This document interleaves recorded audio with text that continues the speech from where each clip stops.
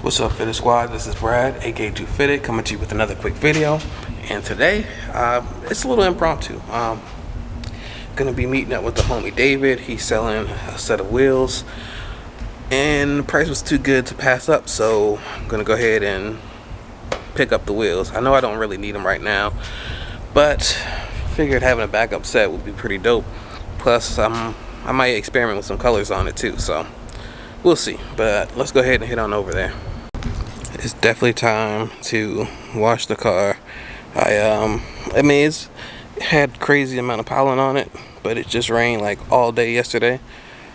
But yeah, it's time to wash it. I'm actually going to be dropping the car off here pretty soon to get this fender fixed, as well as get this repainted. So that's going to be happening in maybe 2 weeks or so, but I'm not sure in terms of when this video is coming out, so it's coming up soon. And then once that happens, then we can worry about the next stage on mods for the car. I definitely want to do something with this box, because let me see. I want to be able to get a good, nice trunk set up. But with that box, it's kind of limiting just how big it is. So I want to get something with nice airflow, but I do want something with where I can have a little more space. I did have somebody ask to see these up close.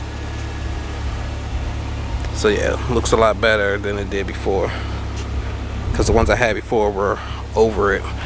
I would say these aren't as good as keeping the water out as the other ones were, but I do like the look a lot more. But yeah, let's go ahead and head on over there. Okay, so I picked up the wheels. They look pretty good. I mean, a little scuffed up, you know. The tires need to be switched, but overall they're pretty good. And then the price that they are, like, I couldn't pass it up.